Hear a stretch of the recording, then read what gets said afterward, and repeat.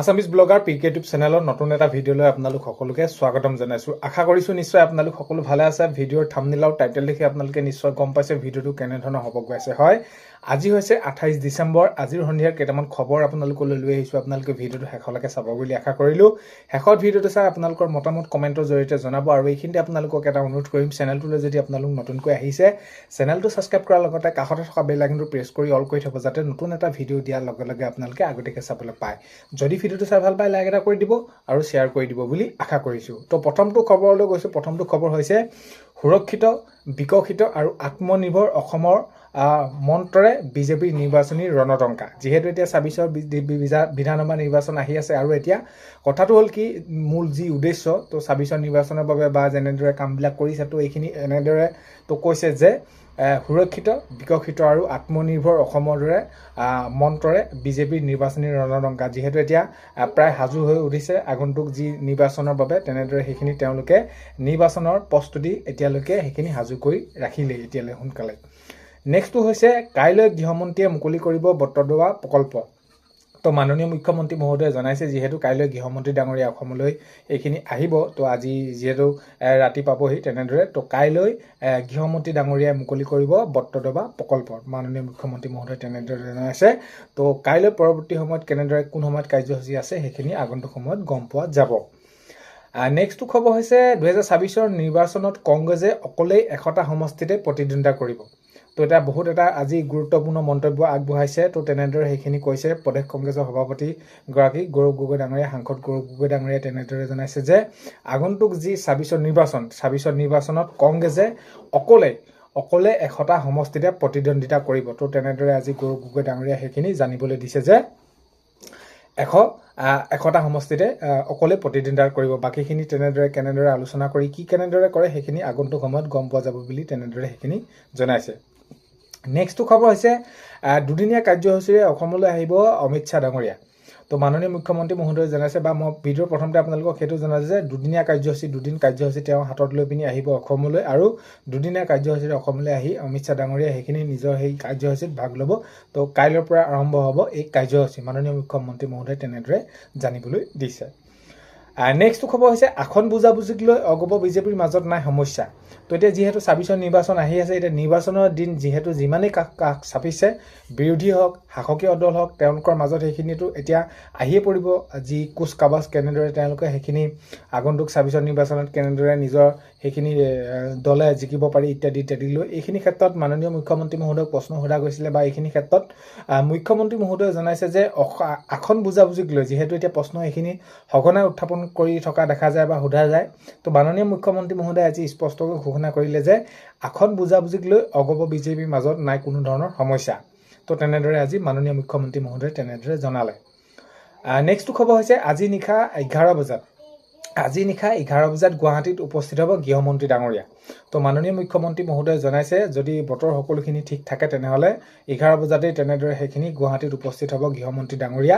আৰু যদি অলপমান ইফাল সিফাল হয় বা কুঁৱলী হয়, তেতিয়া সেইখিনি ক্ষেত্ৰত সাল সলনি হ'ব। কিন্তু মুখ্যমন্ত্ৰী মহোদয়ে জনোৱা এই যি কৈছে আজি সেইখিনি তেনেদৰে সংবাদ মাধ্যমৰ আগত যে আজি নিশা 11 বজাত গুৱাহাটীত উপস্থিত হ'ব গৃহমন্ত্ৰী ডাঙৰীয়া, তেনেদৰে যিহেতু দুদিনীয়া কাৰ্যসূচীৰে তেওঁ অসমলৈ আহিব। নেক্সট খবৰ হৈছে লখিমপুৰৰ বঙালমৰাত নকল সোণ বেপাৰী আক্ৰমণ আৰক্ষীক। তো এই যে নকল সোণ, তো তেনেদৰে সেইখিনি বেপাৰী ঘূৰি ফুৰিছিলে, তো সেইখিনি ক্ষেত্ৰত ধৰা পেলোৱাত আৰক্ষীকে আক্ৰমণ কৰে তেনেদৰে নকল সোণ বেপাৰীয়ে, তেনেদৰে আজি সেইখিনি খবৰ ওলাইছে। নেক্সটটো খবৰ হৈছে শান্তিপূৰ্ণভাৱে চলি আছে বাঘমৰা চৰত প্ৰশাসনৰ উচ্ছেদ। যিহেতু মাননীয় মুখ্যমন্ত্ৰী মহোদয়ে জনাইছে যে উচ্ছেদ চলি আছে, এনেদৰে এইখিনি ক্ষেত্ৰত আগন্তুক সময়তো চলি যাব।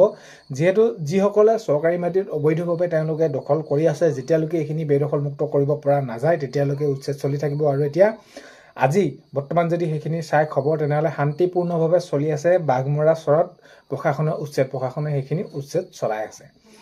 নেক্সট খবৰ হৈছে কাহিলীপাৰাত প্ৰধানমন্ত্ৰী মন কী বাতত অনুষ্ঠিত।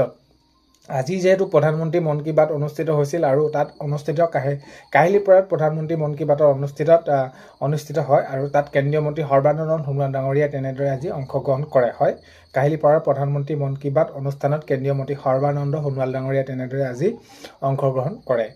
নেক্সট খবৰ হৈছে তেজপুৰত কংগ্ৰেছৰ প্ৰতিষ্ঠা দিৱসৰ কাৰ্যসূচী আজি যিহেতু কংগ্ৰেছৰ প্ৰতিষ্ঠা দিৱস তো তেনেদৰে তেজপুৰত আজি কংগ্ৰেছৰ প্ৰতিষ্ঠা দিৱসৰ আজি কাৰ্যসূচী তেনেদৰে সেইখিনি তেওঁলোকে পালন কৰে নেক্সট খবৰ হৈছে স্বাভাৱিক অৱস্থাত ঘূৰি আহিছে পশ্চিম কাৰ্বি আংলঙলৈ যিহেতু এতিয়া কাৰ্বি আংলঙত যিটো ঘটনা হৈ গ'ল বা কেনেকুৱা ধৰণৰ কি পৰিস্থিতি হৈছে এইকেইদিন আপোনালোকে নিশ্চয় খবৰবিলাক পাই আছিলে দেখিছিলে তো এতিয়া কি হৈছে স্বাভাৱিক অৱস্থালৈ ঘূৰি আহিছে বজাৰ হাট হওক খেৰণিত যিটো ঘটনা হৈ গ'ল তো এতিয়া বজাৰ সমা বা লোকৰ সমাগম এইখিনি অৰ্থাৎ স্বাভাৱিক অৱস্থালৈ ঘূৰি আহিছে পশ্চিম কাৰ্বি আংলঙৰ পৰিস্থিতিটো এইখিনি নেক্সট খবৰ হৈছে কংগ্ৰেছ ক্ষমতাত আহিবলৈ বহুত কষ্ট কৰিব লাগিব এইখিনি ক্ষেত্ৰত আজি যেহেতু প্ৰতিষ্ঠা দিৱস আছিল তাত তেনেদৰে সেইখিনি মন্তব্য ৰাখিছে যে হয় এতিয়া যেহেতু বৰ্তমান যেনেকুৱা ধৰণৰ পৰিস্থিতি হৈ আছে ৰাজনীতি তো তেনে ক্ষেত্ৰত কংগ্ৰেছে ক্ষমতাত আহিবলৈ বহুত কষ্ট কৰিব লাগিব দিনে ৰাতিয়ে কাম কৰিব লাগিব তেনেদৰে সেইখিনি মন্তব্য ৰাখিছে পৃথ্বী মাজিয়ে তেনেদৰে সেইখিনি জানিবলৈ দিছে বা সেইখিনি কৈছে নিজৰ দলৰ হৈ এইখিনি ক্ষেত্ৰত তেনেদৰে সেইখিনি মন্তব্য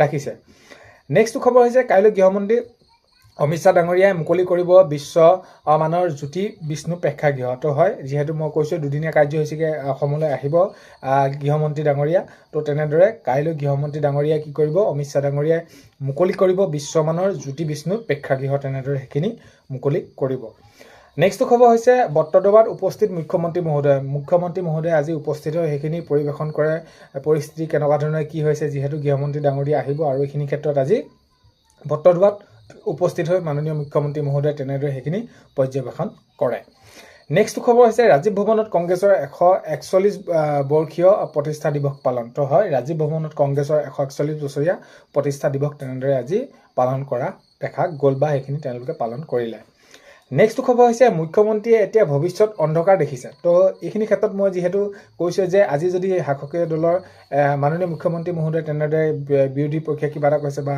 আকৌ কাইলৈ গৌৰৱ গগৈ ডাঙৰীয়াই তেনেদৰে ক'ব তো আজি গৌৰৱ গগৈ ডাঙৰীয়াই তেনেদৰে কৈছে যে মুখ্যমন্ত্ৰীয়ে এতিয়া ভৱিষ্যতৰ অন্ধকাৰ দেখিছে আৰু সেইকাৰণে আবুল তাবুল বকিছে তো তেনেদৰে সেইখিনি গৌৰৱ গগৈ ডাঙৰীয়াই কৈছে নেক্সট খবৰ হৈছে পলিটিকেল পাৰ্টি কেলকুলেটৰ মাৰি নচলে তো এনেকুৱা ধৰণৰ মন্তব্য ৰাখিছে পলিটিকেল পাৰ্টি কোনো ধৰণৰ কেলকুলেটৰ মাৰি নচলে তো এইখিনি ক্ষেত্ৰত হট ভাল পাৰ্টি পাম টিকট তাকে দিম বুলি তেনেদৰে মাননীয় মুখ্যমন্ত্ৰী মহোদয়ে জনাইছে তো আমি যিহেতু পলিটিকেল পাৰ্টি এইখিনি ক্ষেত্ৰত কেলকুলেটৰ মাৰি নচলে তো আগন্তুক সময়ত আমি যাক তেনেদৰে সেইখিনি ভাল বা তেনেদৰে কাম কৰিব পাৰিম বুলি ভাবে তেওঁলোককে সেইখিনি টিকেট দিম বুলি দিয়া কথা মাননীয় মুখ্যমন্ত্ৰী মহোদয়ে জানিবলৈ দিছে নেক্সট খবৰ হৈছে অসমৰ ৰাইজক 26ত আমি বিজেপিৰ পৰা মুক্তি দিব লাগিব তো অখিল গগৈ ডাঙৰীয়াই তেনেদৰে জনাইছে যে অসমৰ ৰাইজক 26ত আমি বিজেপিৰ পৰা মুক্তি দিব লাগিব বুলি তেনেদৰে সেইখিনি মন্তব্য ৰাখিছে নেক্সট খবৰ হৈছে জুবিনবিহীন নৱবৰ্ষই কঢ়িয়াইছে বিষাদ তো ন্যায় বিচাৰি আজিও অনুৰাগীয়ে সোণাপুৰত কৰিছে প্ৰতিবাদ যিহেতু দেওবাৰ দিনটোত বহুত বেছি প্ৰতিবাদী